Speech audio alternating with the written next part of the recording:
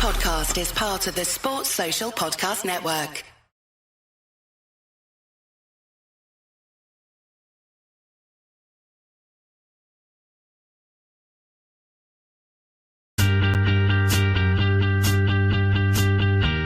Oh, it's a goal. Who got the assist? Who got the assist?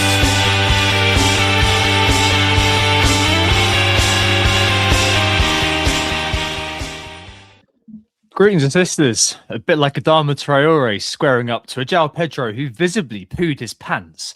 We're back this week to look FPL full in the face with crucially a key piece of the puzzle playing out in the background as we speak.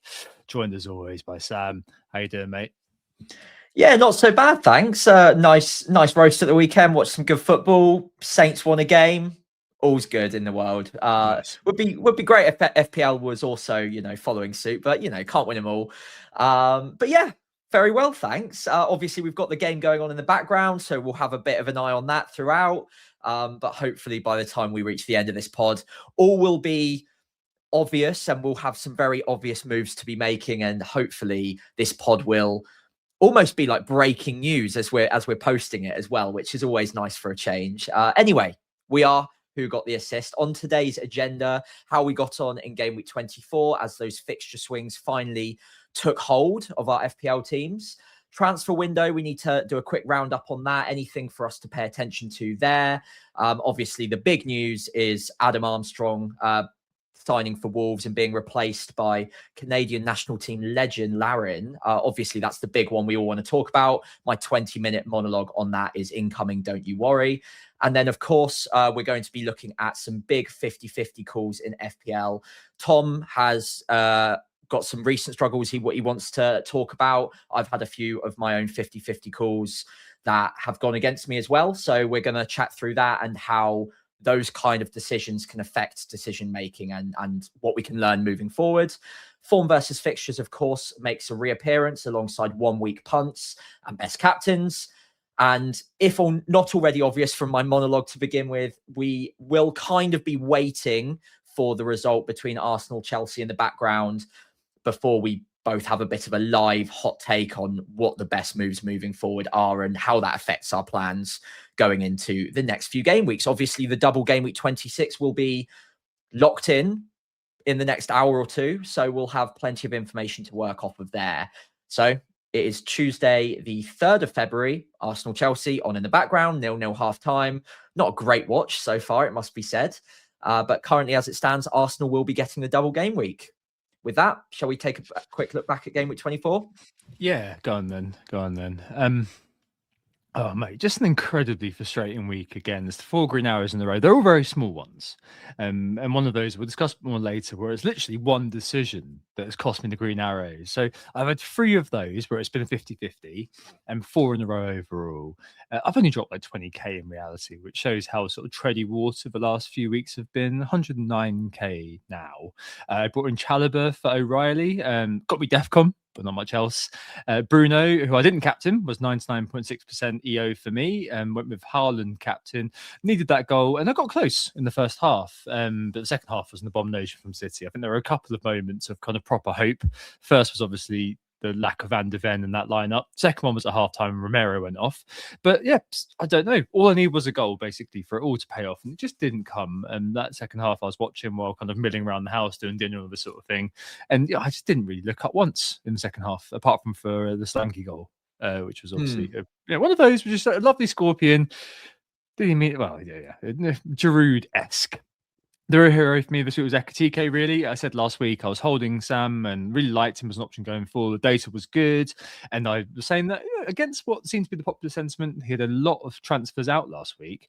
I thought Newcastle home would be a good fixture. And so it proved. I mean, obviously, I can't blame people who have gone for Bruno by selling Ekatike. I completely, I think that if that was a calculus, I'd prioritise Bruno. But yeah, I mean, the 13 points was lovely. And all those sales obviously made that better. But yeah, the rest was quite disappointing. So Rice disappointing. He stopped producing since I signed him. Wilson blank, Tarko blank, Thiago blank, Raya and Gabriel clean sheets. But pretty much that was it. Oh, and the Blue Sky solved the did Rogers get a yellow card thing as well. So one of the lads, Faddy on the Blue Sky, posted an email from FPL Towers. He wrote to them and asked them what had happened to that. And they were saying it was labelled as his an error when in fact the ref carded Janelt. Very exciting Monday morning that was. 0 on my bench for me. So yeah, 61 overall, Sam. A few below safety for the 4th time in a row. Not great, not terrible. I'm still in a good spot. But just, I know it sounds trite, but I've got a bit of a sour taste left in my mouth after the last month, after a really good Christmas. I don't seem to be going anywhere for a little while. How about you?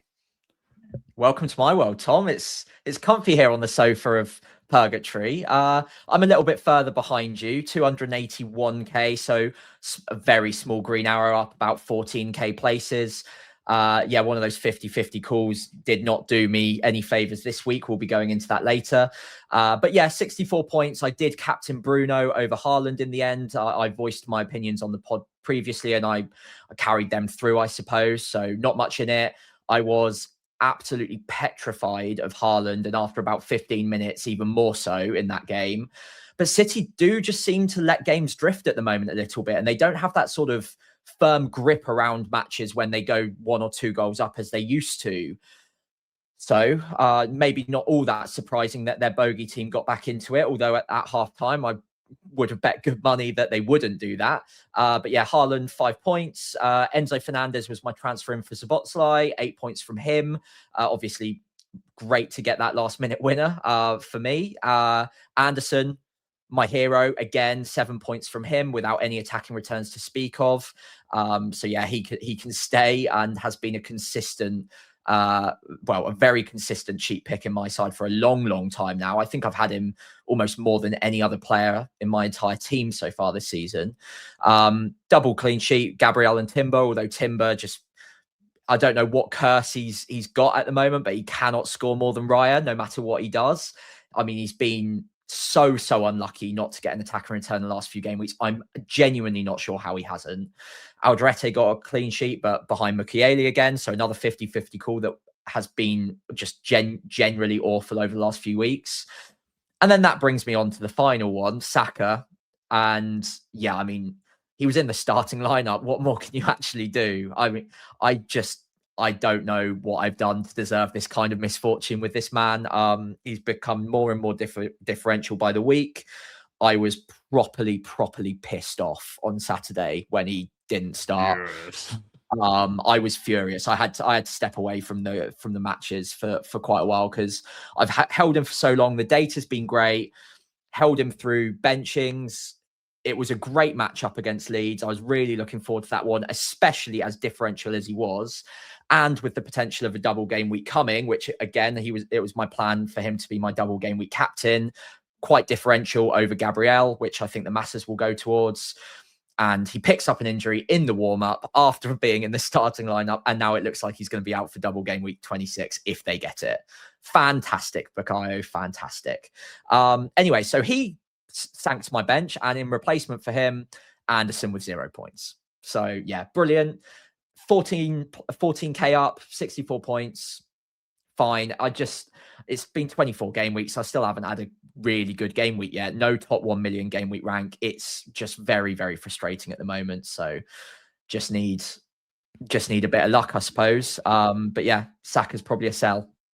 Yeah, absolutely. The news today posted around, wasn't it? And we'll talk about it in 50-50s, of course, is that he's probably going to be missing game week 25 and probably 26 as well. It was kind of due to come back from North London derby. So that is a definite sell, unfortunately. And it's just been really unfortunate in general. I was talking to you the other day, wasn't I? I'm saying that there's a whiff of the Marcus Rashfords about Saka this year. You know, when Rashford used to have one of those years, a year when he was just properly on it, like an absolute FPL must-own. And it always used to come off a year when he hadn't done very well. So he was really dirt cheap. Don't know what it is with Saka. Last year, obviously, kind of injury worries and things like that. There were a couple of 200 club seasons before that, but I don't know what's going on with him at the moment. Obviously, just hoping, praying, wishing that he goes back to kind of the Saka we know and love that he can be. But yeah, I mean, just bloody annoying for me as an Arsenal fan and you as an FPL owner. And I was not Yeah. surprised that you needed just a moment because you'd been so patient with him that you did not see that reward. And we'll come on to that definitely in a little bit in the 50-50 section. So yeah, yesterday, transfer deadline day, I've got to admit, I was not particularly glued to it, just because it was not the most exciting transfer deadline day in the world. I suppose the main drama, Sam, was the Mateta saga, as we were fated to call it. He had this knee injury, the same one that Munoz did, apparently. Munoz did get the surgery, but Mateta didn't, and that seems to have poo-pooed his move to Milan, which seems to be the dream move for him. Regardless, though, Strand Larsen is in at Palace at 6.1 million. JLS certainly putting his hand up as a serviceable FPL option. I got to wonder if Palace is his one shot at staying in the league. But I mean, overall, a serviceable FPL striker and Premier League striker, I think. And the next three, especially, could be one to watch. I mean, we'll see if Mateta gets reintegrated. I'm sure, given the fact that he, seems to harbour dreams of playing in Italy in Serie A, that it might take him a couple of days to get over it. And James on Planet reminded me of what we were saying in pre-season on today on their transfer deadline thing, and that Strand Larsen's conversion rate last year was pretty damn good, wasn't it? So yeah, one to watch, I think, at that price. Potentially, maybe a short-term pump for some if you really want to go for it. Well, I mean, the saga was very interesting. Obviously, it wasn't for any fault of Palace that the deal went through. It was obviously the medical that he didn't pass. It does seem to be therefore the case that possibly it might take him a week or two to get back in. I don't think you can go with Strand Larsen, though. I think by the time you get to the really good fixtures in a couple of weeks, I think it's Burnley followed by Wolves 26-27. I wouldn't be surprised if Mateta's back in. I just don't think you can rely on the minutes. I did actually own Strand Larsen at the start of the season because of last season's conversion. And I think he hit 14 Premier League goals in a struggling Wolves side. So we know he's got it in him, but he'll be back up for Mateta for now. And then I would expect Mateta to be off in the summer. So Strand Larsen probably takes the starting spot from that point on. And the rest of the season is probably just going to be back up. So it's not often I come on the pod and say don't go there, but I wouldn't go there. It's a good price, but only if Mateta is properly injured. Otherwise, the minutes for both players, to be honest, are just not going to be good enough. Yeah, I mean, I do think that it's kind of, you've seen the script so many times with a player like Mateta, as you kind of referenced there, that he'll play out the rest of the season and his head won't really be there, but that you can't bank on either player. It's just the next three being quite good. I think if we do come around to it and there's a double for Palace somewhere, then maybe this will crop up again, but I'd be more inclined to be looking at Ismail Assar at the moment, and we'll also speak about Munoz and form versus fixture. Up next, and not quite a transfer, but Sarr, not Ismaila, the other one, coming back to Chelsea. He's in as a 4.5 million defender in the game. Interestingly, he was Rossigneur's man at Strasbourg. Rossigneur's on record calling him his son, which is very strange. Proper kind of David Brent briefcase wanker stuff from Rossigneur, but there you go. And I suppose the biggest impact might be already seen tonight in how Chelsea have set up. So there were a lot of some suggestions on social media that he is a bit of a trusted lieutenant of Rossigneur's. A decent piece by Liam Twomey in The Athletic today on this, Sarr's background, motivations and potential, lots of the good stuff, involvement himself and Van Dijk and all this sort of thing.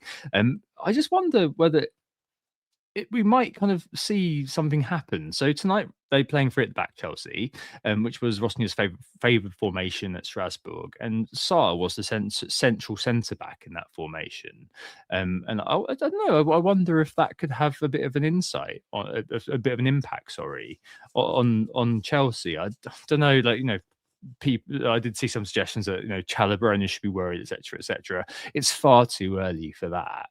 But yeah, it could be interesting. And if the formation tonight sticks, I said to you earlier on, a friend of the pod, Jay on Blue Sky, could be a visionary by owning Cucurella early if this formation sticks. Because it'd be really cool to have a left wing back like that if he does go with this free at the back sort of thing. Yeah, I mean, maybe one that could have a bit of a knock on later on. I'm not saying he himself probably is an FPL pickup, but maybe there could be some long term kind of impacts because Chalobah at the moment is playing the central centre back. If this guy is trusted by Rossignol, maybe there is a knock on for that. Yeah, I think the knock on for me will be more tactical flexibility in the new system. I think you want to have the players in situ and in the squad that you trust anyway. So obviously him bringing him back to the Premier League, knows him well, knows he can play that central role in a back five. That's brilliant. And it gives him the options to adjust between a back four, back five, depending on the opponent. So I don't think that Sarr himself is likely to be a great pick unless they stick with a back five week in, week out. And I was saying to you before via WhatsApp beforehand, I feel like it's probably situational against certain opponents. I don't think it will be a consistent formation that they stick to week in, week out. So I don't think it will mean much for Sarr as a consistent FPL pick, but I think he will get minutes in certain games. I don't think it will do that much to Chalobah. Obviously, if they do more often than not lean into a back five and they start favouring it, then the wing backs become more interesting, probably on the left-hand side more than the right, because Reece James just cannot be trusted for consistent minutes. But in the minutes that he does play, right wing back suits him quite well, and Gusto therefore probably gets a reduction in minutes too. So yeah, I think it's an interesting one, more of a from a tactical point of view for Chelsea than it is necessarily for FPL. But if they stick with it, even against weaker opponents, so let's say they do it this weekend against Wolves, followed by Leeds, followed by Burnley, then things get quite interesting. But until I see it against a team where they're expected to dominate possession, I'm not that interested yet. Agreed. But the player you are very interested in isn't Angel or Angel. I'm not sure which one you go for. He's English, isn't he? So Angel Gomez. He becomes the 94th Gomez at Wolves, minus 90. It's the fourth one there. Who's a 5.0 million midfielder in FPL. Not a midfielder though. Adam Armstrong, who's a 5.5 million forward, signed for 7 million, I believe it was, from your side, Saints. And I guess probably emblematic of the fact that Wolves are gearing up for the Championship next year. Very much so. I mean, he's a brilliant, fantastic Championship operator, one of the best goal scorers the Championship's seen in quite a long time. He's never, ever been able to make the step up to the Premier League. So I'm interested to see whether he just consistently starts, gets 90 minutes for Wolves to bed him in ahead of next season. If he does, he might be on penalties. I probably wouldn't go there. But if they do get a double in 26 and he is getting 90 minutes. Oh, here we go. I'm just saying, if he comes in at 5.5 and he's on penalties, might not be the craziest idea in the world. But yeah, I mean, not much interest. Wolves have got themselves a great Championship striker there. I'm annoyed as a Saints fan to let him go because he's one of the Championship's top goal scorers this season so far. He needed a new challenge. And yeah, he might be briefly interesting in 26 if they get a double and he goes straight in. Otherwise, nah. Yeah, I mean that is absolutely fair enough. I just love to see love to see it. If you bought an Adam Armstrong, that's like the proper nostalgia bit. But no, it is 5.5. I mean, why not? But there's Tolu there as well, isn't there? Amongst other things, and obviously Mane as well. I think mostly we'll speak about later. And Huang. We'll speak about later on, but I think with Wolves, I think that actually the best option maybe is just not bother. I've cut a few more here that I think I'm going to have to. I basically just lent on Football Manager to assist with, just because we don't really know very much about them, and we don't have FBref anymore, so we can't give you the profile otherwise. With apologies to Sports Interactive. The first one is Tyreek George to Everton, loan with option to buy. Chelsea were willing to let him go to Fulham in the summer, I think it was, and I think the option to buy deal means I expect it to stick. 4.8 million in FPL, so at some point could be interesting. Maybe 3 goals, 1 assist for Chelsea in 11 appearances. And will he be a bit of a dibbling who's kind of just eased in under Moyes, or will he get more time? We don't know. But the Football Manager assist here is that he's pacey, got a good long shot on him. Good at free kicks apparently, but the technicals need some work effectively.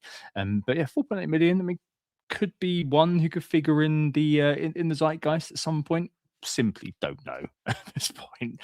Ditto. Yeah, go on. If you've got anything to say on Tyreek.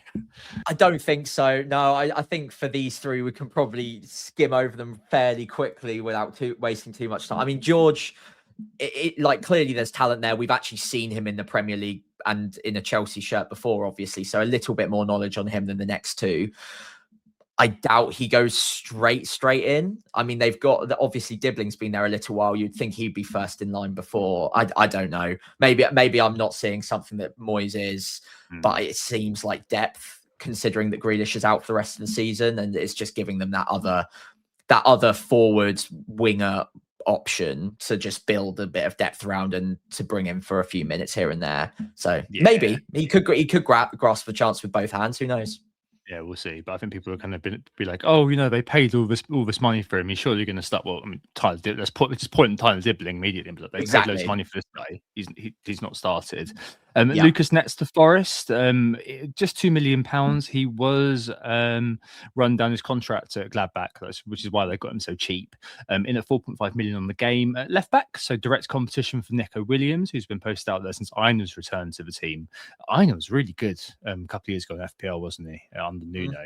He was like one of those kind of secret rank destroyers who every week just seemed to get 7 or 8 points and just boot you if you hadn't done very well. Highly thought of at Gladbach. He should start the next game actually because Neco Williams is suspended. A great save this weekend. It's worth noting versus Palace. They started, I think over 100 games actually for Gladbach in the Bundesliga. Good solid fullback, basically Nets. Good cross on him, decent pace and stamina according to Foot Manager. But I think the real one I'm actually really interested in for Sam is Foot Manager legend Lorenzo Luca.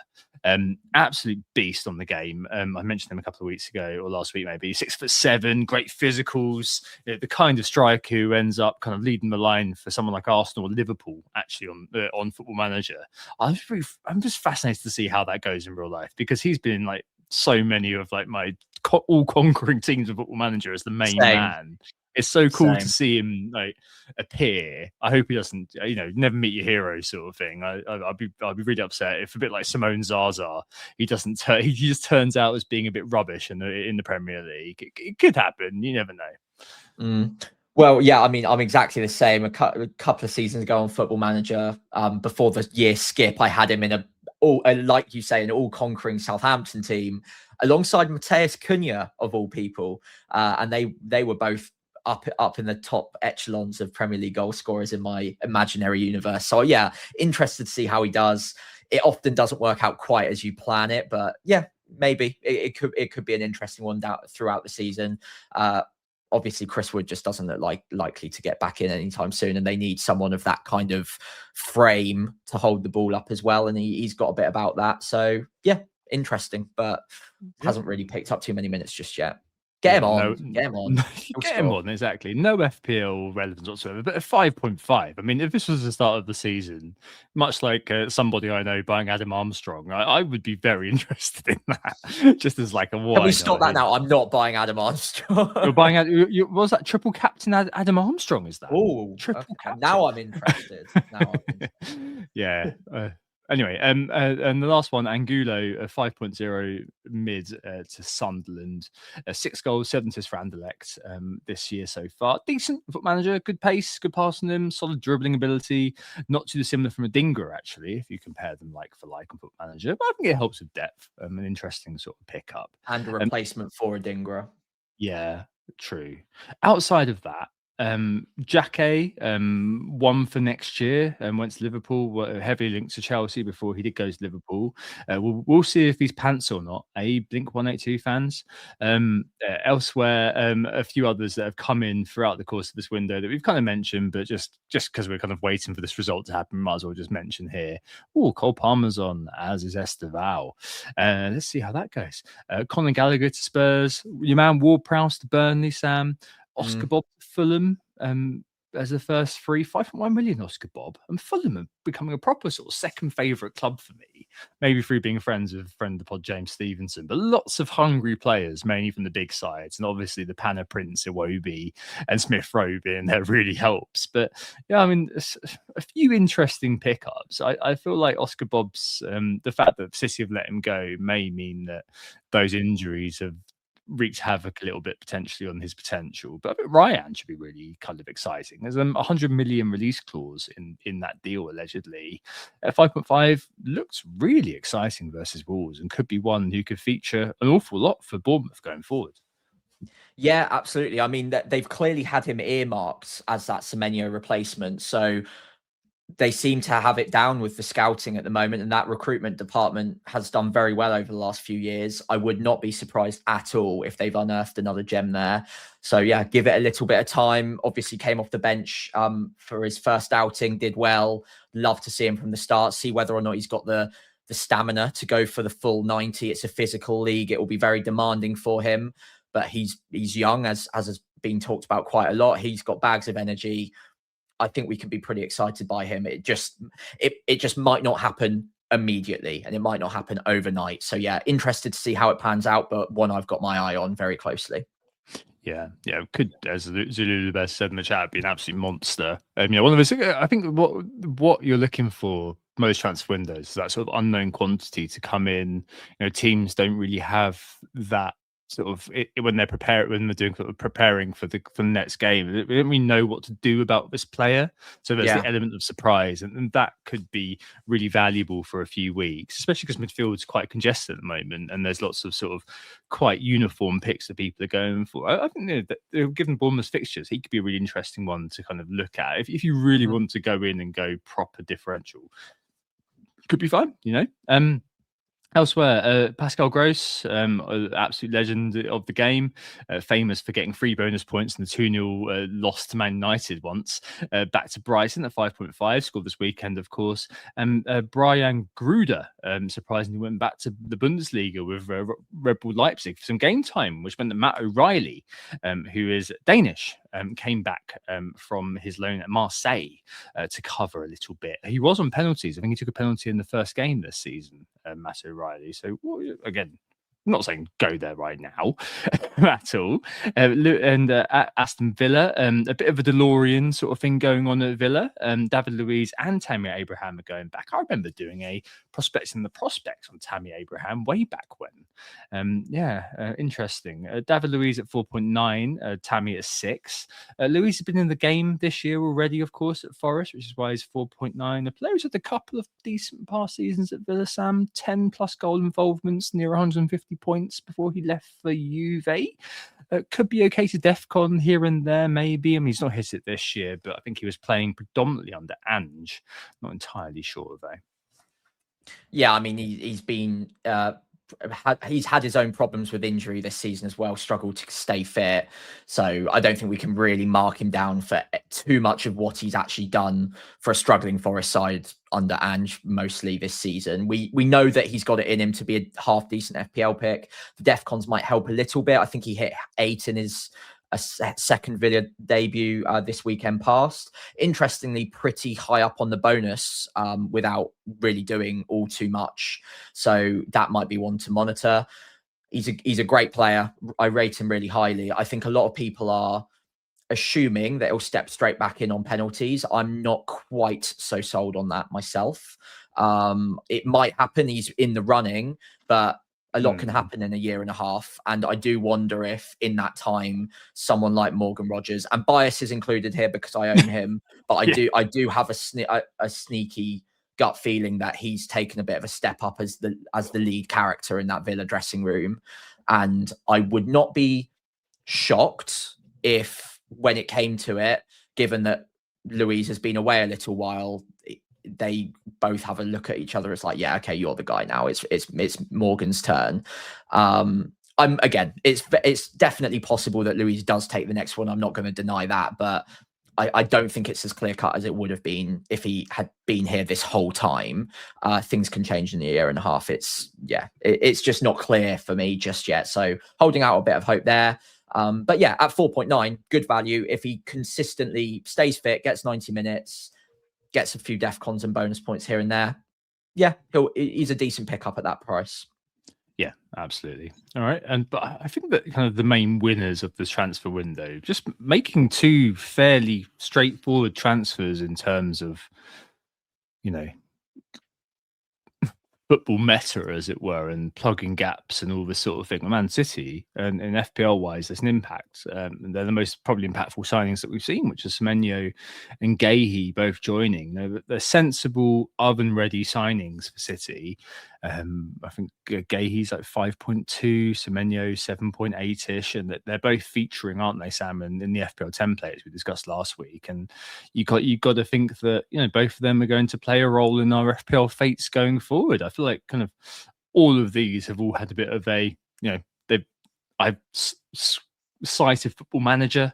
I've been looking at the Athletic for some profiling articles. We've been sort of being like, if there's a double, there could be some interest. But for these fellas, they are immediately players that we've got to consider, and immediately players that we've got to be mindful of when it comes to week. If you don't own, what they could possibly do. Yeah, I mean, the ownership's decent on both of them. I think it doesn't help though the non-owners that they were popular picks in their own right at their old clubs. So that sort of dead team ownership has remained quite high. Semenyo's ownership has just stayed at around 50% and consistently hovered around that, even when he was moving between Bournemouth and Man City, which is extremely worrying for any minutes he does get at Man City. You might look at him and think, it's quite a lot of money for a non-penalty taker. Is he guaranteed to start every match? But every match he does start, and if he does get on that City first team, like in that starting 11, he's got a decent chance of returning in any given game week, and he's gotten off to a good start as well. So it's a painful one for anyone not going there, and it does just play on your mind a little bit. I think it almost exaggerates how good a pick he is in my mind, knowing that the ownership is quite dangerous, and I have to try and consistently remind myself that although he is a good pick, he's far from an essential pick now. I think he was a better pick at Bournemouth. The minutes are more secure. The penalties are there. I think he's more talismanic at Bournemouth as well. At Man City, great start, not denying that. The minutes so far have been very good, but Foden's minutes were almost locked in for 19 game weeks, and now look at him. And it does just happen. And I've said it, I think 5 times on this podcast this season about different Man City midfielders. It doesn't take much for Pep to change his mind, and we've seen it to just as good FPL picks and just as good players as Semenyo. Couple of bad weeks in a row, or even a bad half, and he might not be in that starting 11 the following week. So the fact he's not on penalties as well doesn't help. Yeah, and there's obviously going to be that blank game week in game week 31 as well, most likely. Obviously, we'll find out that for sure next by tomorrow night even. So, yeah, look, I'm not rejecting him as a pick. Far from it. He's obviously decent value for money. He's in a great attack, but far from essential. Same goes for Gahey. Decent pick, interesting price. He will be nailed, you would think, much more so than Semenyo. But yeah, I'm not massively sold on either of them just yet. I like them both. I'm just not there on essential yet. Yeah, I'm the same. I mean, we did have as well the certainty or near certainty that Semenyo would be kind of playing, especially around the Champions League. I think every club can make 3 changes to the squad, can't they? So you'd imagine that Semenyo does go into the Champions League squad for City and become sort of more regulation, sort of will he get minutes, will he not sort of pick. I don't know what the deal is with some injuries, but I mean, we'll see when we get there. Given the fact that they've got obviously the semi-finals tomorrow against Newcastle, straight away into Liverpool after that. Yeah, I think we're at a time now where his minutes aren't as unimpeachable as they were. Gahey's definitely will be, and at 5.2, if City are able to find some semblance of defensive solidity, at 5.2, that could be a steal. I mean, at 4.5, it was a bloody steal for Palace, wasn't it, at the start of the year that we both missed? Interesting that City are still second for XGC according to Understat. good knows what that's going to be in reality. But yeah, I mean, overall, underwhelming, wasn't it, from an FPL perspective? I'm really sorry that we've kind of gone through all of these. I hope it was interesting, but from an FPL perspective, dear me, I'm not exactly run into any of these players, all kind of like, oh, it could be. And I don't know. I just kind of think that maybe Sarr, and as you said, the tactical flexibility that could inject into Chelsea could be the one that has the main sort of impact, really, from deadline day. Players wise, it's got to be the City boys, but yeah, I don't know. Could be cool if Rayan does come through though. Yeah, I hope so. I think Rayan could be really interesting. Just might take a couple of game weeks to get there, but yeah, I don't think he's far off. All right, let's go on to 50-50-50s then. One of those things that I always struggle to say properly. But yeah, enduringly, the most frustrating part of FPL for me, Sam. I just feel like I don't know. I just feel like it annoys me more than anything else. A lot of this is why I'm always the guy who's just like, yeah, my bench can be absolute trash apart from one player. Like my ideal setup is to have a 4.5 million defender first bench, and then a trash midfielder or third forward, and then kind of a 4.0 million defender. That's my ideal bench, where I don't really worry about it and think about it. But the last 3 weeks has been a bit tricky for me. So in 22, I had O'Reilly on the pitch away at Man United. I decided to bench Tarko because I own Rodgers as well. That was a -9 outcome. 23, so week before last, Chow, I played him against Villa, and I benched Anderson. And obviously there was League Gate then, so I'm going to let myself off that one, but another -7 outcome. And then last week, I 50-50'd and got that one wrong as well. I did say to you, I was kind of trying to stick to my guns a little bit with Haaland, but don't know, it was more of 50-50 than I let on, shall we say. And I lost out for 10 points, obviously, Haaland versus Bruno. And I think what's really annoying, basically, so I've had a 25k drop, which is nothing to worry about, and my rank's okay, and it feels very trite for me to talk about. When we get on to obviously what's happened to you, you're going to be like, well, Tom, that's all very sad and all. Anyway, here's me and my sad life. But yeah, I would be about 40k now if I'd gotten those 3 decisions right. And it's just annoying. Like when you lose out, regardless of what your rank is, when you get these 50-50s wrong, it is so flipping frustrating. I mean, there's always the positive part of it where people are kind of always say, oh, I've benched this player, but I'm glad he's in my team, which always feels a bit like a sop to me, when people are kind of just trying to make themselves feel better. And I suppose there's the idea that the fact you're so close to glory means there are going to be ones that go your way that maybe don't dwell on as much, because humans do tend to dwell on failure and not really on success so much. And maybe I've had a few 50-50s this season I've gotten right that I've just forgotten about. But the last 3 weeks have been really, really bloody frustrating, but not as frustrating as you, before we get onto the analysis of what the hell we do to optimize. I mean, yeah, there has been that one, hasn't there, in game week 23 that seems to, obviously there's League Gate, which is a bit of a contextual thing, which you can let yourself off for a little bit. But given how things have kind of transpired since, I can't help but sympathise with you.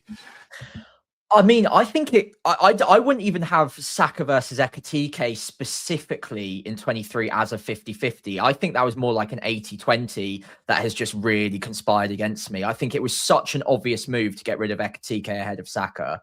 Obviously, results have varied. But Ekatike wasn't even a guarantee to start in game week 23. I had 10 minutes to react on that news, and Saka was my favourite captain in game week 23 if Haaland was out, and I knew he'd start.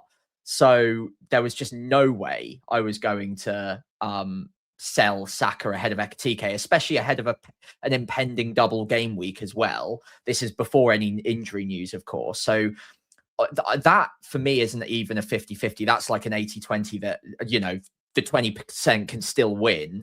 So that's quite annoying. I think the Ekatike bit for me goes further back than that, where I've just swung between Ekatike and Thiago at exactly the wrong time for about 10 game weeks in a row now. So I've owned one or the other. I owned Thiago for like 5 blanks in a row, accumulating less than 1 XG in total across those 5. Bought Ekatike for fantastic fixtures after back-to-back braces. He then goes on a run of scoring none in the next 4 or 5, getting injured, missing out half the time. In that time, Thiago has some tougher games, scores 5 and 2. Then I reverse it back to obviously get to keep Bukayo Saka, to afford Bruno, more importantly. And knowing that Thiago has some good fixtures round the corner, and Thiago's blanked a couple of times in a row. Ekitike did miss out the first game, but then the second game came back against Newcastle and has braced. So I've missed something like 10, 11 goals between them over that time. I've hit none. And yeah, it's the perfect blend of missing all of the goals they could have scored. On top of that as well, I think the other 50-50 I should note specifically to this week, which would be the difference between a 300k rank and a 200k rank, because it's a 9-point difference, which is the difference between my rank and 200k right now, is Kelleher versus Dubravka. And that felt like a real 50-50.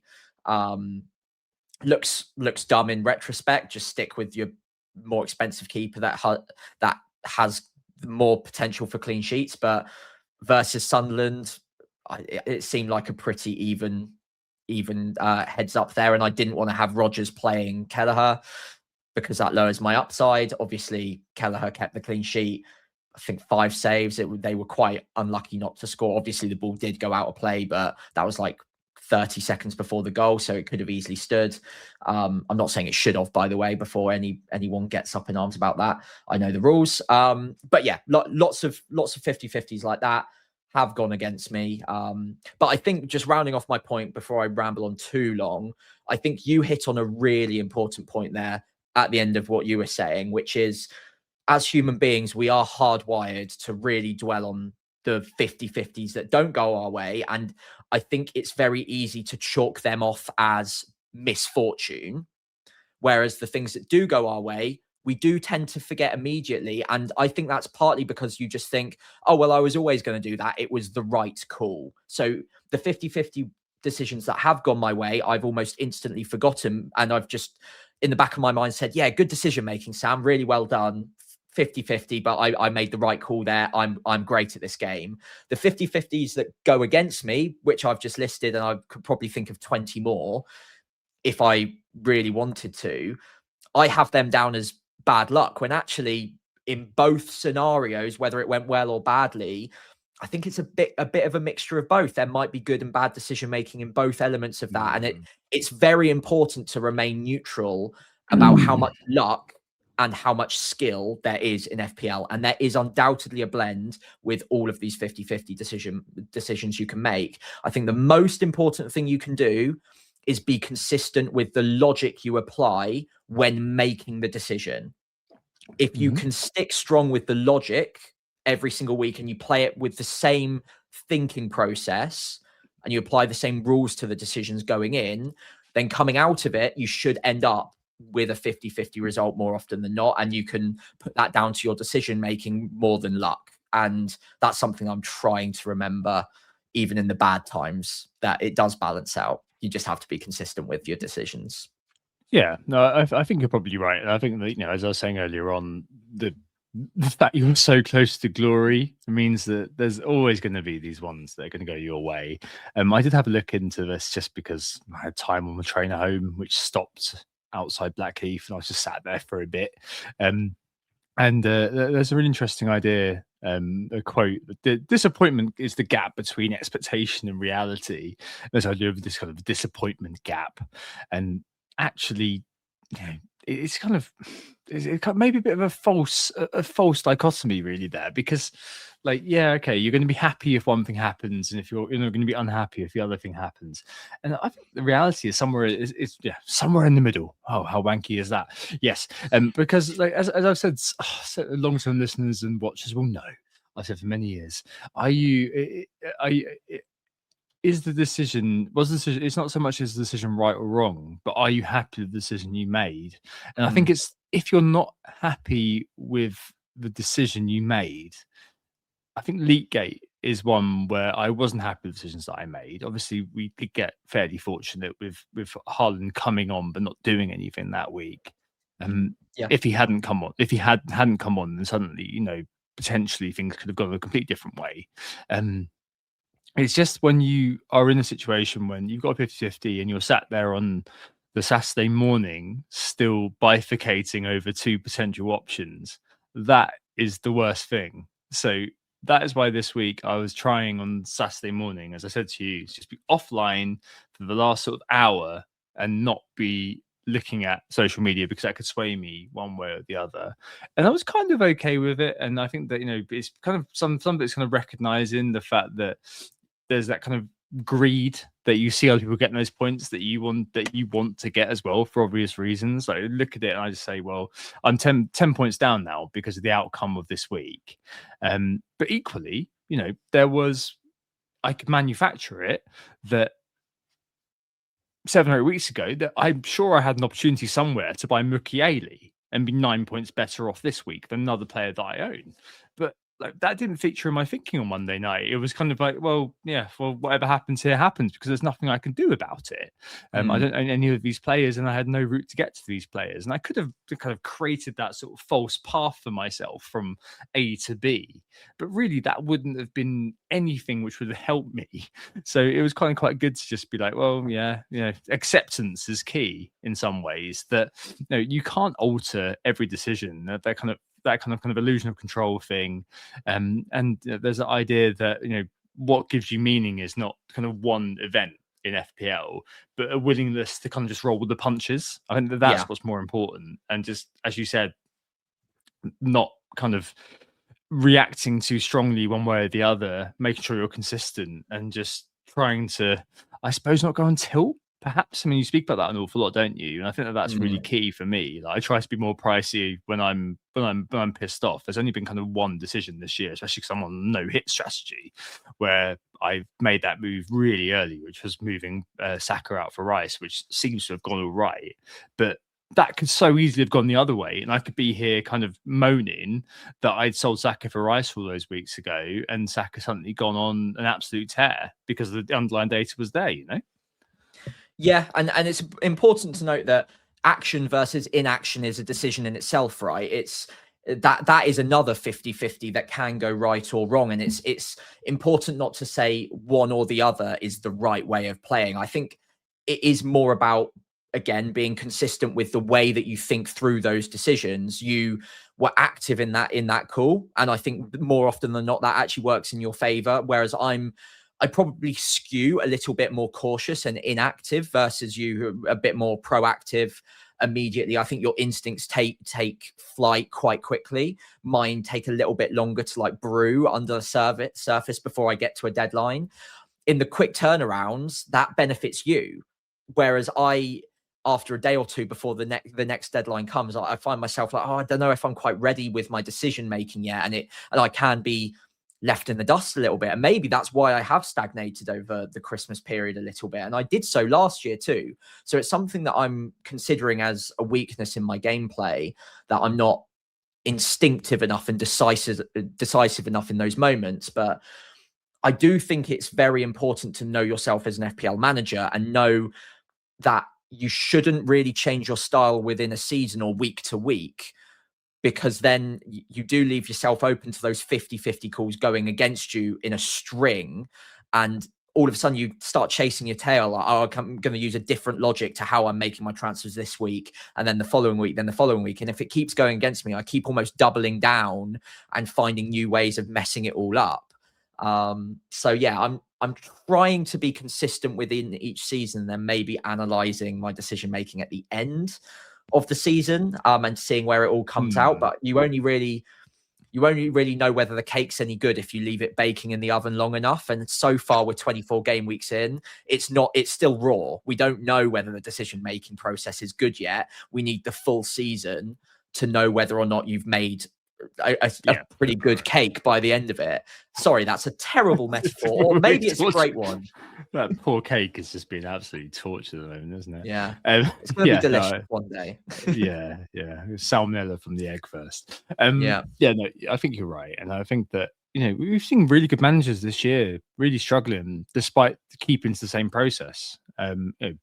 We both mentioned that Praz is not having the best season in the world, but any other year he's done very well. And what do we chalk that down to? Do we chalk that down to individual error, potentially, if we base it on outcome? If you are just kind of resulting, as the idea that Annie Duke put forward many years ago, outcome bias that we've spoken about, where we judge decisions by their outcome rather than the process, then sure, absolutely. And I think there's definitely a thought process which could be attributed to a certain style of thinking, to put it politely, that outcome is king. And I do understand that a lot. But equally, we're both managers who are not we're not kind of analytics core, but we're both open to the idea that you can judge decisions by all sorts of metrics. I'm not saying it's completely one way or the other. I still value the your own sort of judgment on what you've seen from a player and adding that to the data and then making your own decisions. I'm not an analytics slave, but equally, sometimes we do see some seasons work well and other seasons work not so well for that. And this year it does feel like it's been a bit resistant to, I don't know, it's not quite resistance to predictability, because there's lots of FPL managers doing well who are of an analytics bent. It's just been that throughout certain sort of micro decisions, it's not quite worked out. But macro, I think, year to year, it's fine. And I suppose that's the enduring challenge for us as longer term FPL managers, perhaps, to kind of keep refining that process, reacting to the season, as Ross put it, be a dynamic and adaptive manager, and then take that forward. I'm never going to be saying that optimizing 50/50 is what you do is you just defer to review as your ultimate arbiter. I think you're right, Sam, what you're saying. Just kind of ensure that you've got that consistency. Like, even though the last 3 weeks have been bloody annoying for me, I'm still this week probably going to be benching Tarkovsky, for example, and playing Anderson, because I just feel like I need, for me as a person, talking about what you said about kind of what you're like as an individual, I own Wilson, I own Anderson, I own Tarkovsky, all in the same game. How I like to do it is, and how I like, what makes me sleep at night better is that I just go all in there and say, right, I'm going to pick Anderson and Wilson, despite some might be saying, well, Tarkovsky's potentially got more chance of a clean sheet, or potentially got more because they have got a good away record, as spoken about a couple of weeks ago, and Tarkovsky's got a decent chance of DEFCON. So people might think that, but for me, I think that, even though I'm probably going to be here again next week moaning that Tarkovsky's come away with an 8-pointer, I think that probably is the best way of putting it. Or best way of doing it, I guess, and that kind of adheres best to how I am as a person. Sorry, we've gone very philosophical here, haven't we? But I hopefully it's useful.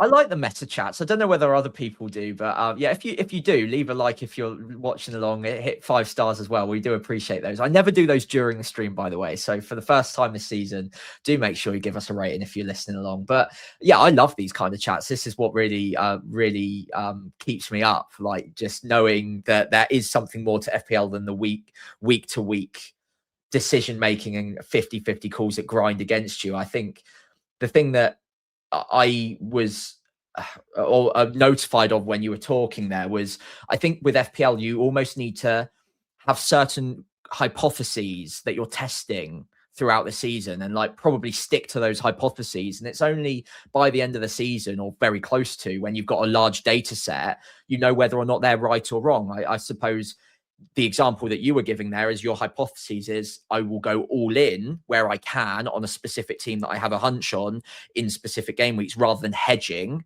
and hope that over a season, if I do that enough, I will come out on top of if I had hedged throughout the season and limited my upside.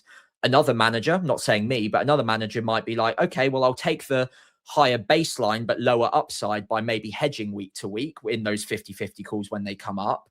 And okay, I'll never spike the big haul, but I will reduce my downside as well. I'll heighten my base in the same way that we've got that DEFCON, like 5.5 million midfielder discussion, where do you go with the DEFCON guy who's like 5 to 7 points at most a week, but ticks along pretty nicely? Or do you go with someone who has explosions in them, can hit 10, 15 points for them, then might get a string of 1 and 2s? And I think those kind of decisions, it's probably quite important to be consistent with them, and it's only by the end of the season you can see which one pays off.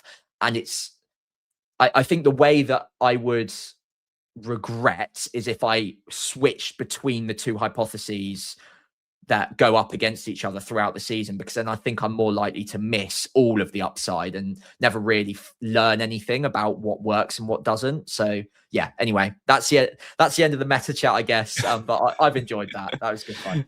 No, I think just about knowing yourself, isn't it? And if you're still new to the game, playing around with it, figuring out exactly how it works for you is key. I think that's really key, because everyone's different. Some people like to take loads of hits, or like kind of be it playing more patient game. That's either way is cool. And hopefully we kind of cater for all of them. I think what we can do, because I think it's injury time now. So if Chelsea score, we will be around for a bit. Audio listeners, I will cut. There's a little bit. If we are waiting around, I'll cut it, and we'll go straight to the end. But if not, we'll kind of go to the end of the pod, and then we'll kind of just figure out where we are. Form versus fixtures this week to take us back to the day to day. Yeah, Chelsea wise, João Pedro, Enzo. If they don't double, Wolves, Leeds, Burnley. 3 very, very good fixtures. We can also throw in Cucurella here potentially after tonight. Like Chalobah as well will be on many a radar, Sam. It's very interesting that João Pedro and Enzo are on the same points. Obviously, that Enzo underlying data is really good. I feel like Enzo's kind of doing the Declan Rice thing more now. And like kind of they can keep passing the baton between them. Last 3 weeks, Enzo's kind of just returned, each week, just returned something. And I kind of feel like I want to cover that eventuality. In my situation, because I've got Ekitike, Thiago, and Haaland, I think that João Pedro is off the table for me. But I think Enzo is just an interesting one. Just whether they double or not, I think he could be one that I'm kind of trying to figure out a way to get to for the next couple at the very, very least. Yeah, so I mean, I'm already an Enzo Fernandez owner. I got him for Szoboszlai last week. I had that move penciled in for quite a while, truth be told. So it wasn't much of a decision when I got to it. I do understand the reluctance for some managers, because he does tend to be a little bit sporadic with his FPL returns. He doesn't feel too consistent, even if he has been quite recently. A lot of the goals he's scored, or a lot of the points he's actually returned, have been somewhat fortunate at times. I mean, like the penalty without Palmer on the pitch, the assist that was basically a tackle, etc., etc. The list goes on. However, I think given the next 3 fixtures, and I am glancing at my phone every 20 seconds to see whether Chelsea get a last-minute winner to take it to extra time. But let's imagine they don't get the double game week. Again, we might edit this if they score in the next few seconds. But if they don't get a double game week, it still reads Wolves, Leeds, Burnley, 2 home fixtures in there. And I mean, before the match, there were quotes coming out that were basically implying that he is a fitness monster. He's got a different level of physicality to anyone else in the Chelsea team. I can rely on him all the time. Yeah, I would be surprised if his good minutes didn't continue, although there is a quick turnaround between Wolves and Leeds. Maybe he gets taken off early in one of them. But Palmer, just ongoing, is not fit enough to start twice in a week. We've seen this so many times. Every minute that he's not on the pitch, Enzo becomes more powerful as an option. So some people out there are saying it's probably a bit too late to go with Enzo. I would probably contest that and say 3 game weeks can feel like quite a long time in FPL. If you're off of a player that's consistently returning for that long and the ownership's decent, it can be really, really painful. And I don't think there are too many picks at his price that are any better right now. There are a few that are like 8 million-ish that are probably in the same bucket, but considering he's got better fixtures, maybe some penalty share, and he's cheaper, I still have heavy favoritism for Enzo in that midfield. I would still be looking towards him for now. Yeah, I agree. I kind of prefer him over João Pedro. Situation. Shall we talk about João Pedro? Because I feel I think he's on one at the moment. Honestly, I feel like he's on one. He seems to be responding. The first half, he was like doing very well in the individual duel versus Saliba. I think he may well be one that I think about I think I'm going to let it go, honestly, unless Chelsea do score in the next 30 seconds. Famous last words. But one that I probably will let go. But yeah, I can see why people have gone there. I'm not going to argue people have gone there. And I think that Rossinier may have learned a bit of a valuable lesson against West Ham, because he started without the A team, and then had to bring them on at half time. And I don't think he'll do that again. Yeah, I don't think he's fit enough to play 90 consistently, and that's why he got rested. So I don't trust João Pedro, to be honest. He's not on penalties. His minutes, if you look at the last 6 or 7 game weeks, have not been great. Like, he's had a couple of good, strong minutes in there. And the only time he's really played 90 was today. I think Arsenal have just scored, by the way. So it looks like double game week. It's 0-0. I've got Arsenal scored last minute. No, this is on hang on, Havertz. I think Havertz has scored, hasn't he? Dear me. There you go. Heard it here first. Breaking news. So it looks like Arsenal are through. So no double game week for João. I just don't know if the minutes are there. I think you've got strikers who have got better underlying data on penalties with better minutes. He's got it in him to be very explosive. We've seen that. But I think the thing that people are forgetting is he played 45 minutes this week past. I think people are getting clouded by the fact he got 2 returns off the bench. That doesn't always happen. I don't hate it for people going there. There are certain forwards I would move off to get to João Pedro, but if you've got Thiago or Ekitike, not for me. I especially without the double game week, I don't think there's enough there. I think it's a quick run of form. We saw it at the start of the season and it quickly died out. And I think it's one of those that in a few game weeks' time, you're going to be very frustrated with the minutes for. There's a reason he wasn't a consistent 90-minute man with Maresca. That will probably start to become obvious in any new system that they end up playing as well, for my money either. So my money too. So I'm just not there. Yeah, fair play. Nottingham Forest away and Wolves away for Arsenal. Double game in 26. I think this is probably, well, we'll talk about it in a minute. Maybe. Brentford away, Wolves away, isn't it? Sorry, Brentford, isn't it? I'm an idiot. And I think that's probably the least chaos outcome, really. Yeah. Talk about it in a little minute. I promise we'll get there. Last few things to talk about. Verts Ekitike for Liverpool. Good fixtures coming down track. Verts is 007 days, very much behind him, showing the player that I mentioned at the start of the year he could be. Really sort of seems to have adjusted to the league. And Ekitike, I kept rate him, think he'd be a good talisman at the price. And I think next year you're looking at a 10 million asset basically with Isaac out. After the City game, Sunderland, Forest, both away before we get into some very, very good fixtures. Oh, sorry. I think my stream paused there for a second for the first time this season. Hopefully we're still with you. Ekitike, I mean, he's been thorn in my side all season. I just cannot time him correctly. I am genuinely still quite worried about how often he can play 90 minutes. And they do have other options. Gakpo can play through the centre as well. Not sure they'll want to do that all that often. But as I said quite a few game weeks ago, even if they do want to start him and play him all the time, are they capable of? If not, then that's a problem. And he's fantastic when he's on the pitch. He's absolutely electric.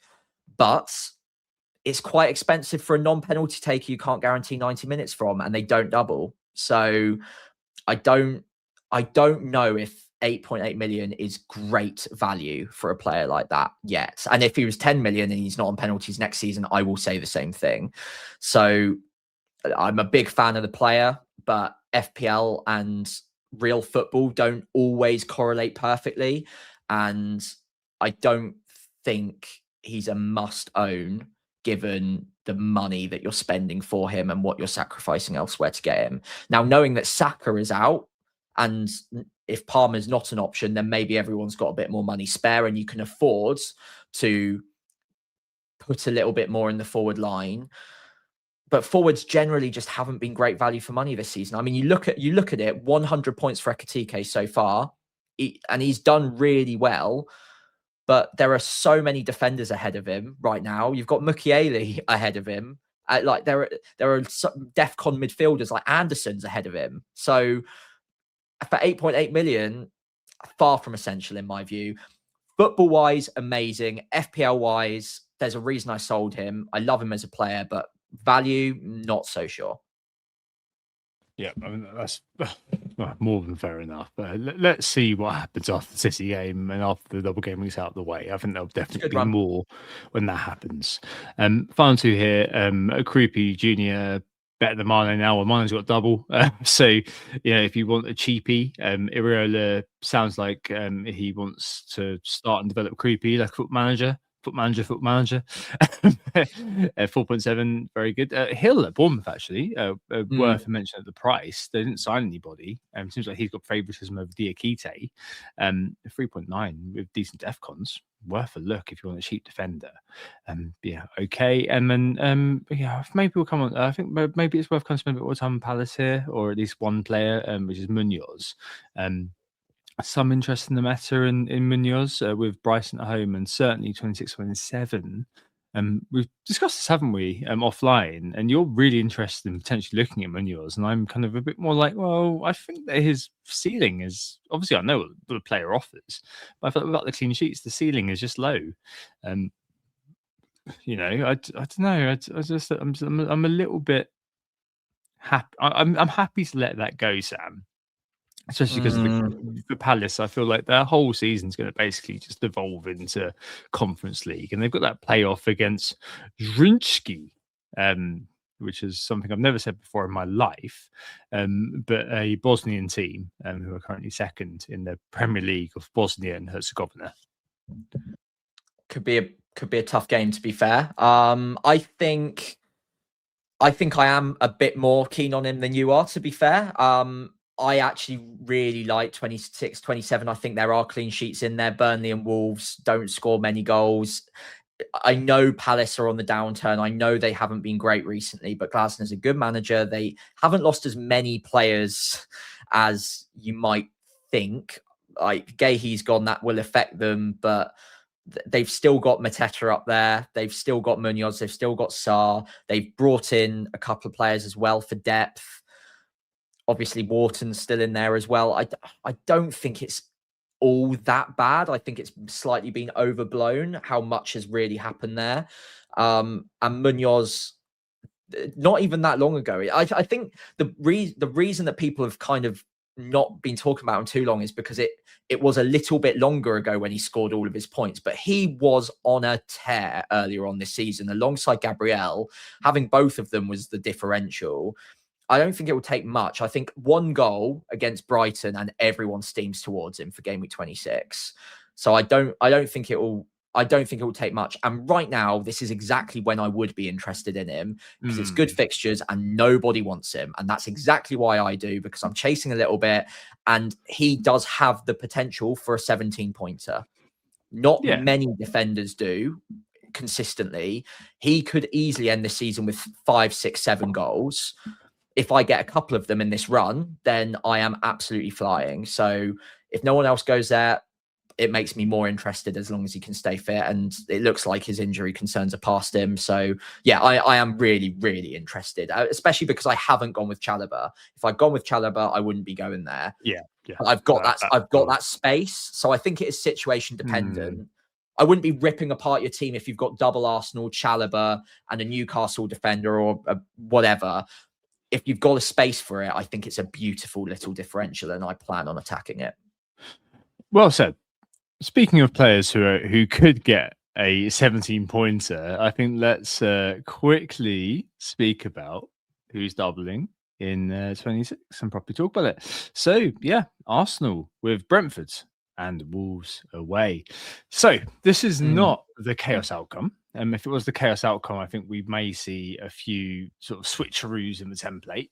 But as it stands, it feels like what you have, you hold. Even if you're a Raya owner, what you have, you probably hold. I'm a Raya owner. I've got a precious little plan to get off Raya. But I suppose, Sam, the big question really, speaking of that 17-pointer haul, is, as I posted in the chat earlier on, Gabriel triple captain game week 26. Is that the thing? I kind of think that there could be an opportunity for me to go there. I think that that might be what I do. And I don't think I'd be too worried about going there actually too.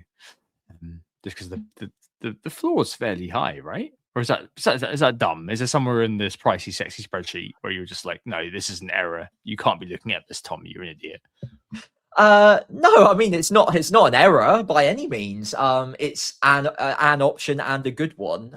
Triple captain in any double game week should always be on the radar, especially in a small double game week where there aren't too many opportunities for using a bigger, more powerful chip like a free hit or a bench boost, etc. Because you're not going to have a bench full of double game weekers. So bench boost isn't going to be that powerful in game week 26. There might be certain ways of making it look really good, but triple captain's the easy one. And it does get that chip out of the way for later on in the season where you do have the bigger double game weeks to worry about and maneuver between, where you do want things like the free hit for the blank, the bigger double with bench boost, etc., etc. So yeah, it's a good opportunity, and I think triple captain decision this season for those looking to target a double will be 26 on Arsenal, maybe Mane, or maybe Adam Armstrong even. No, I joke. Please don't take that seriously. Then also you could look at game week 36, 37 for a double game week as well. It looks like 33 is going to be the big double at the moment. It could be 36, but one of those two will be the smaller one. That's the other place where you might want to use the triple captain, but we don't know who's going to even double in those game weeks yet. So it's kind of going with what you know. Two decent away fixtures for Arsenal. They're a great defense. You can't really go with Saka now, unfortunately. Could have had a repeat of my last year triple captaincy failure if I did. But Gabriel looks very reliable. The floor is quite high. You'd expect at least one clean sheet across that double. If you get a goal out of him, you are absolutely laughing your way to the bank. That is such good value. I don't think I'm quite there on triple captaining yet, though, myself. But I'm not a million miles off. I might need to have a look ahead and see if I can try and forecast where else I might prefer it. So that end of season sort of double would be the one, wouldn't it? I guess. I think so. Yeah. Yeah. Okay. Interesting. I think let's see how that goes. I don't know. I think I'd be all right doing it. I think it would be. Oh, it's certainly all right. Yeah. I just like going for the upside, I guess. And Gabriel's upside seems lower than, just mentally seems lower than going with an attacker's. But it's that whole floor versus upside thing all over again, isn't it? I feel like we might end up with like a defender over 100% EO on that week. Which is probably going to be a bit of a bit of a novelty in FPL world, but I think that could be really cool. I mean, I was there. I'm buying a T-shirt, for saying I was there at that point. I think that kind of throws into sharp relief your question about Saka as well. So obviously,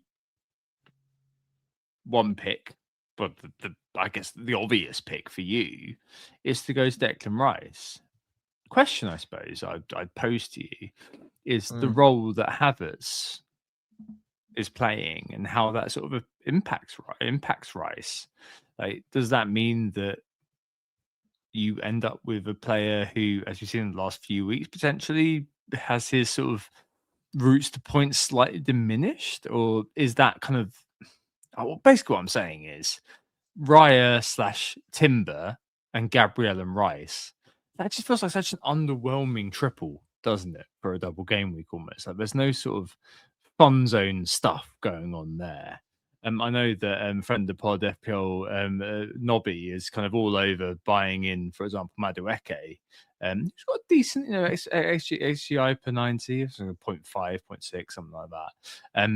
I mean, maybe it's horse for courses, Sam. Maybe it's the case that, if you're really kind of having a great time of it, and not having a great time of it, sorry, and you're looking for a proper Hail Mary, someone like Madueke starts both games potentially if Saka's not fit, plays 65 minutes and could get a 20-pointer across those two games. Maybe that could be a fun one to go for, but I suppose it's not really for you. But I know that could be one that could be an option without devolving into, do you buy Trossard or not? I actually weirdly think that Trossard's probably a better pick than Madueke, to be honest. I don't really have much faith in Madueke as a pick. Famous last words, he'll probably score a hat-trick in the double now, but he gets 60 minutes a match, maybe 70 at a push, even without Saka in the squad. That's not a great sign to me, and he's not got a great record for returns this season either, whereas at least with Trossard, even on limited minutes, you kind of back him to get the odd goal, more direct, more involved in the final third. I think Madueke hangs wide a little bit too much for my liking as well. I mean, again, I don't want to completely rule him out because I'm looking for that Arsenal midfielder now by the looks of it. And I know the reports are that the hope is Saka's back by Spurs. I still wouldn't be completely shocked if he got 20 minutes at the end of the second game in the double or something, which again probably reduces Madueke's minutes. By no means am I saying hold on Saka, by the way. I'm just saying that he might be nursed back in or brought back in slightly in the back end of the double game week, and it might ruin Madueke's minutes even more ahead of a big derby match to get him some minutes in the legs if he's close to returning by that point. So I just chuck that spanner in the works a little bit. Madueke would have probably been the player starting against Wigan if Saka was fit. So who starts now if Madueke is playing the other two? All of these different knock-on effects, I'm not sure everyone's had the time to think through yet. Can Madueke start and play 70 plus in all of these upcoming games? I don't know. Who would be the next person in the pecking order to play that right wing role? Maybe it's Martinelli, maybe it's Trossard, who knows. I'm just not all in there. Rice is as boring as it gets as a pick, but he's going to play probably 180 minutes in that double. And if you can, I mean, even 2 3-pointers, you're getting 6 out of him. It's not nothing. That's a return in a single game week.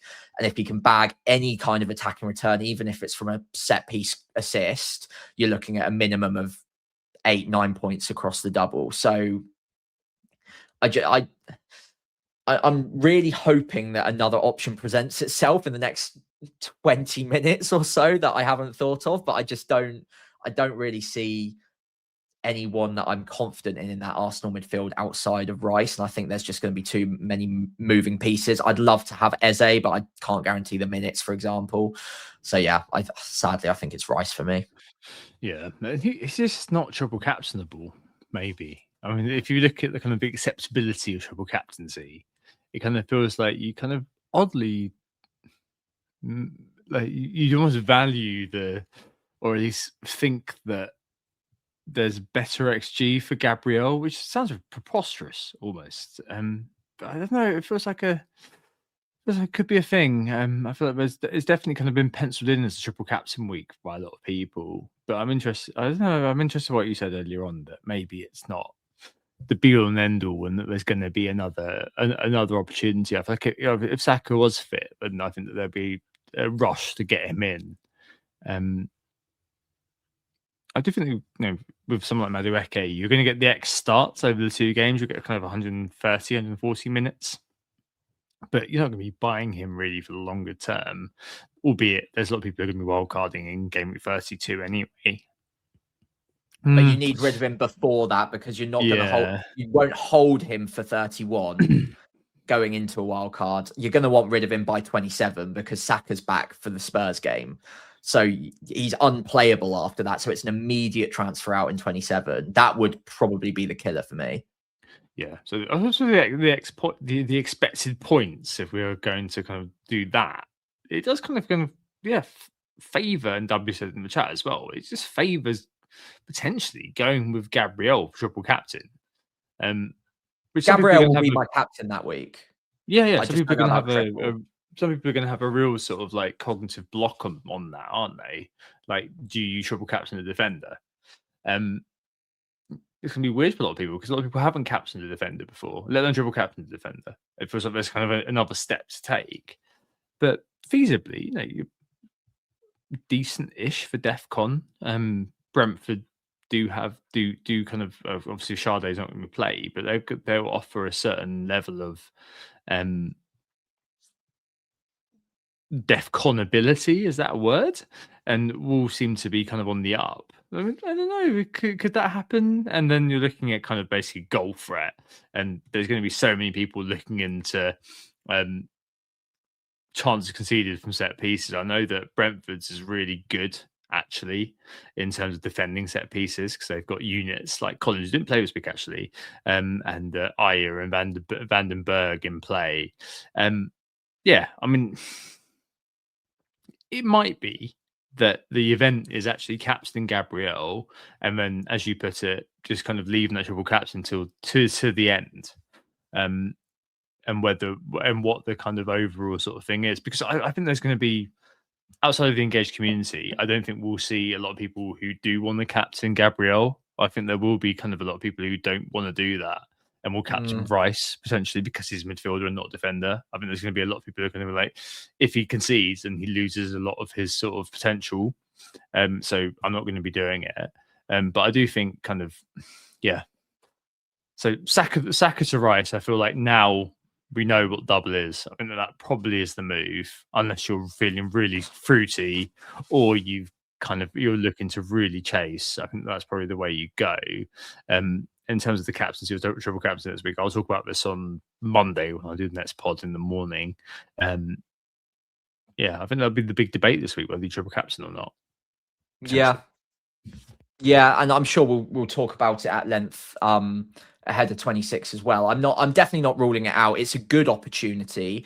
I'm just not. I'm not buying that it's the only good opportunity. So I would have that in the back of your mind that there will be another that we can't possibly determine exactly what it will be yet because we're waiting on way too many FA Cup results to fall into our laps before we can know what the doubles are going to be. But it could be a double game week for Haaland.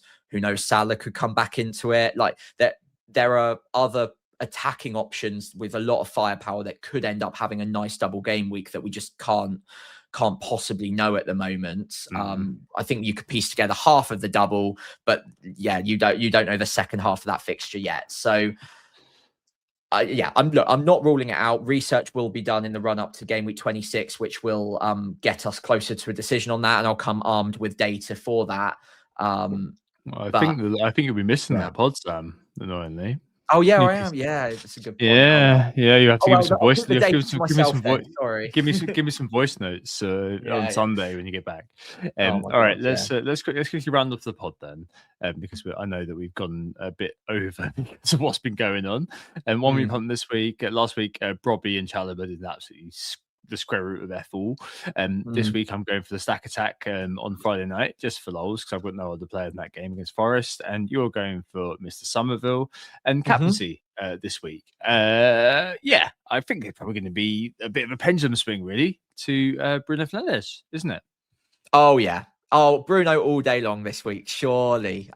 He's just been phenomenal recently, hasn't he? And there are just so many attacking options putting their hands up for Man United at the moment there. It feels like for once, whoever Bruno is sending the ball into actually has a decent chance of actually burying it, which has felt like very few times in the last few seasons where that has been the case. It always feels like he's doing everything possible to get attacking returns and players around him are just sort of letting him down with the finish.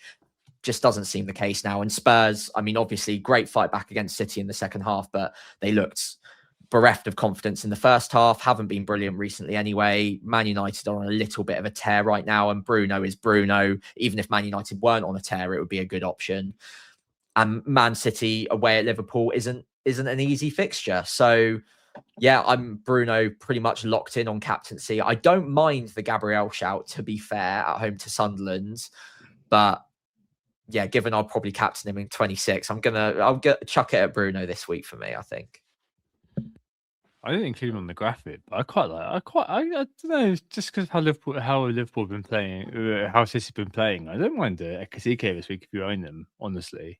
But yeah, Bruno all the way for me as well. And on to our teams for this week, just Mhm. I think to round it all off. So you are in a very interesting formation here, Sam. 4-5-1, which I can't imagine you expect to be playing this year, but yeah, here we are. Interesting that you're playing Mr. Hall over Thiago. I've gone the other way because I don't know, Oh, I'm not locked yet. I wanted to bit of an discuss old that. school one.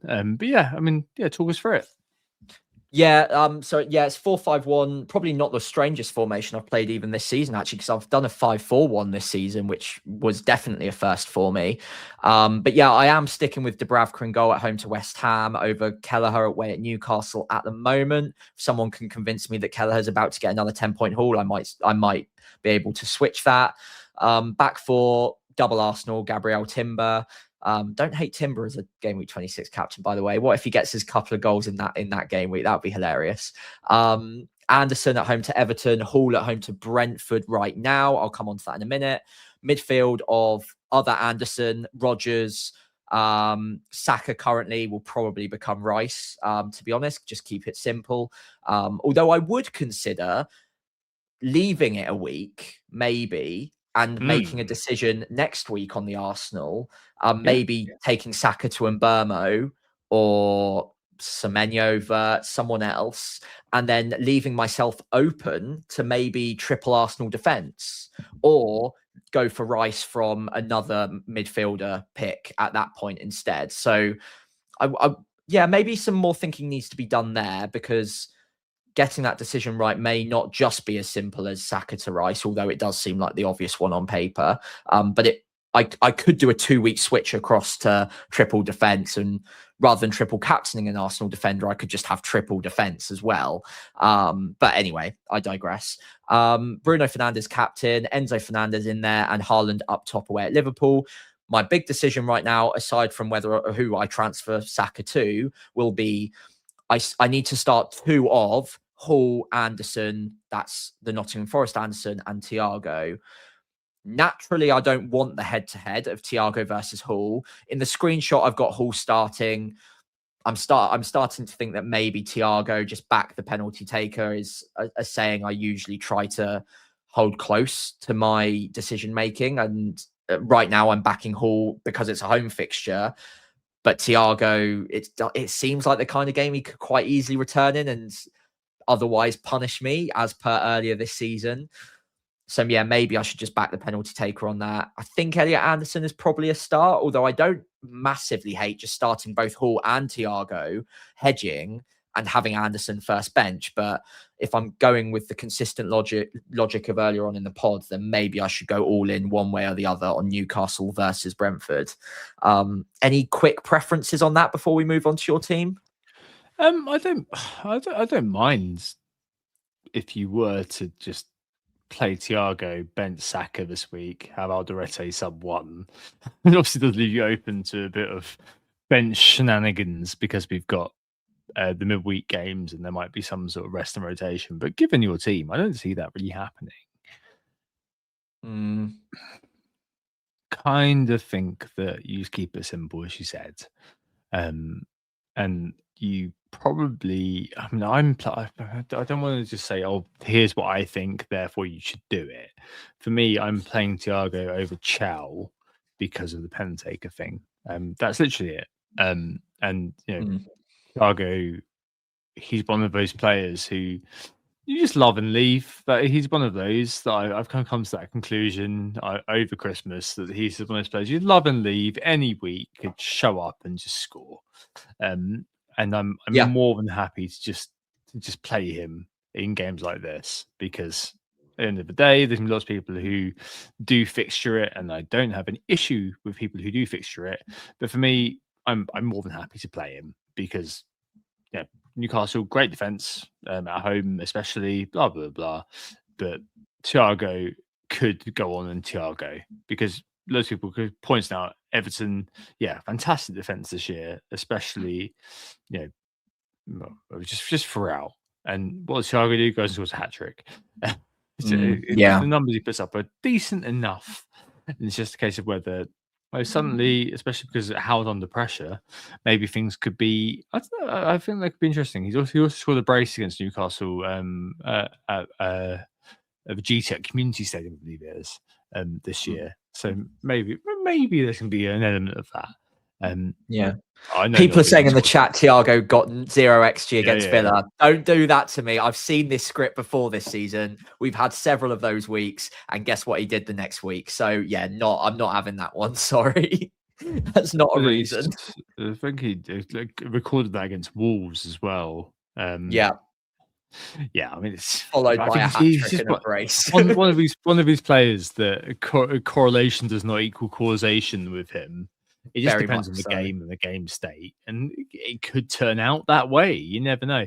Mm. So maybe I play him over Hall, but Yeah, I think you're right. I think just get Rice and be done with it. Honestly, maybe even roll through 26. I'm not going to lie. I think that's a decent enough way to do it. Roll through 26. You know, you've got your key pieces in place. Screw Wolves players, and you'll be all right. Yeah, I doubt I'll go to Wolves now because then it's an extra transfer out for Mane because it would be Mane, not Armstrong, contrary to popular belief. Yeah, and by 31, it's an extra transfer out. He's not a player I want to hold on my bench going into the wild card. So I'll probably just leave it. And I mean, one of the games in the double is Arsenal anyway, right? So if you're backing the clean sheet, you don't really want to hedge against that with Mane. So yeah, I think Saka to Rice is the obvious. There's a possible consideration for taking it to like Mbermo being a bit more exciting if I'm sure that I want to go triple Arsenal defense, but I'm not sure I do. So there you go. And by the way, if you do play Thiago, I'd be tempted to play Kelleher over Dubravka just because like saves may well be there. And Burnley is just terrible defensively. I think it's sadly not good enough for the league. For me, the main 50-50 this week is whether I play Tarko, Chow, or 33, whether I play Tarko, Chow, or I play Anderson, because otherwise pretty set. So Raya in goal, one defender. That question, Gabriel, Chalobah, in midfield, Wilson, Rice, Rogers, and Bruno Fernandes got the armbands, and Haaland, Ekatike, and Thiago. I think I'm playing Anderson now. I'm just going to go all in there. I think I agree. I'm going to do it, and Review agrees with me too. So that obviously that's the ultimate arbiter for me, but that was my first instinct, so that's why I'm going to do it. And this is the case whether I force in Enzo this week. Problem is, I kind of want to keep that front seven together. I don't want to be selling Wilson because I'm probably going to buy him back.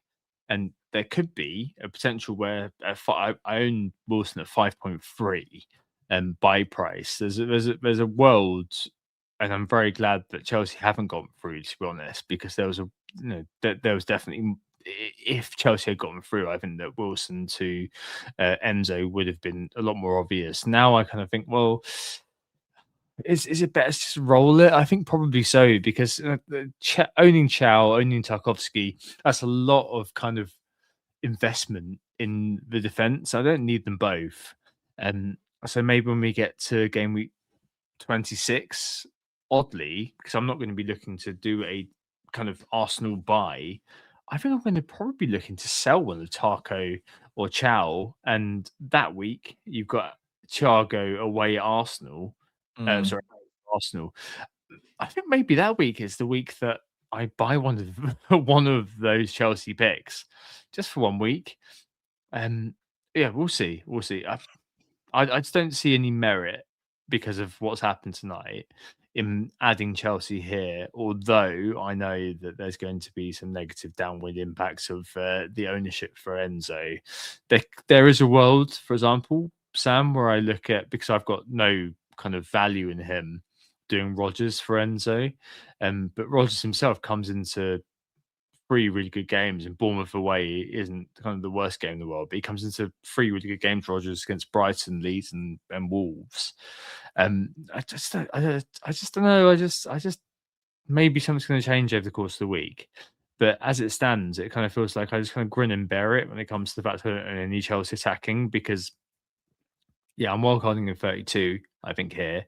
We were asked about the merits of wildcarding in 25, I should add, and bench boosting 26, which does have some merit, but it doesn't have any merit for me given where I am and what my team looks like. And a lot of that's so situational, unfortunately, that it's not worth dwelling on too far without disparaging the question.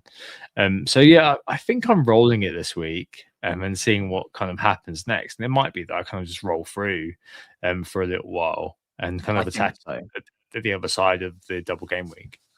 I think your team is a classic case of look at the players you do have rather than worry about the players you don't have. Given that Chelsea don't have the double, Enzo's a good pick. No one's denying that. I love having him myself. Same goes for Semenyo and Burmo, Wirtz, but your midfield four right now stands up against them easily. Like Everton at home for Wilson, absolutely fine. Good pick right now. Wouldn't be rushing to sell him by any means. In fact, I'm potentially looking at buying him in a couple of game weeks once Enzo's fixtures dry up. Rice obviously hold. Rodgers has a bit of the Thiago about him where you just hold him and he'll tick along quite nicely. And Bruno Fernandes is Bruno Fernandes. I wouldn't be selling any of them for Enzo. Enzo's a good pick, but he's not way better than any of these players, considering he doesn't have a double. I think you're absolutely fine to roll this one. You've got plenty of cover on your bench as well. I think you're in a pretty much ideal position this week to roll the transfer, get to next week with a bit more information and an extra transfer in hand. You can maybe downgrade a defender. You can maybe get a little bit funky by moving across to a Crystal Palace defender if you fancied it at the time. I get the feeling you don't, but it's a possibility. I genuinely wouldn't do anything. I know the Chelsea fixtures are good, but you got Chalobah. I don't think the picks that you're going after, João Pedro, Enzo, Palmer, are that much better than any of the 7 you've got in your front line anyway. I would just leave it. Yeah. All right. I think you've got the Fulham call correct. Start Anderson. I think I need to just do nothing for a little while now. I think I've kind of gotten into the whole spirit of making a move every week a little bit too hard. So yeah, I think this is probably the week where I just kind of do nothing. And yeah, I'm glad that Chelsea fits at 3 p.m. honestly, because I think if it was a bit of a standalone, the kind of game where you're watching and you're like, oh, what's going on here?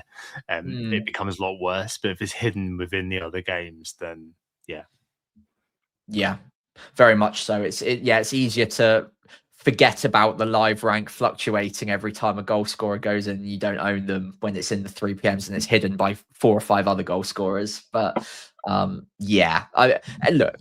like owning Enzo Fernandez, but I don't think he's way better than any of the picks you've got now. So focus on the players you do have, and you've got some great players there. I think I'd have definitely done Rice to Enzo, I think, if there wasn't a double. But now there is. Oh yeah. That's not worth worrying about. I think it's kind of like, the fixtures of what they are, but yeah, you're on the right side of that one with the double going towards Arsenal. I agree, by the way. If Arsenal didn't double and Chelsea did, then that's also a sensible move across to Enzo. But yeah, we know the result and we know Arsenal are through. So I think you're really well set, and you can roll a transfer, sleep easy at night. You're that nice Homer Simpson meme, tucked up, toasty cinnamon roll, all of that stuff. I probably need to make a move to Rice and keep it simple myself. But anyway, I think we've reached the end of today's pod. Thank you all so much for tuning in, listening and watching, especially with Arsenal Chelsea going on in the background. We have been Who Got the Assist. You can find us on Blue Sky at Who Got the Assist, all written out one word. Myself at FPL Pricey. On X, it's WGTA_FPL. And again, I'm FPL Pricey on there. And on YouTube, it's Who Got the Assist, all written out one word. Myself at FPL Pricey on there. And if you did enjoy the pod, please do consider giving us a follow, giving the pod a 5-star rating wherever you're listening. And if you're watching along on YouTube, which currently 70 odd of you are, we'd really appreciate it if you could hit like, hit subscribe if you're new around here, and we'll see you next time. Thank you all so much for watching. Thank you so much indeed. Thanks, Sam, as well.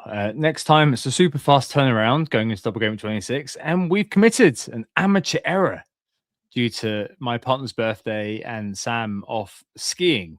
So neither of us are available on the Sunday we'd otherwise record on, which means it will probably be just me doing a solo babble, not live. I'll record something before work basically next Monday morning, which will probably find its way onto YouTube and the airways by mid-morning. So yeah, I think I would have ticked off everything by that point in terms of when I've recorded podcasts, in terms of the afternoon, the evening, and early morning. I hope you enjoyed. Hope you assisted you, and I'll see you next Monday for a very short, quick turnaround.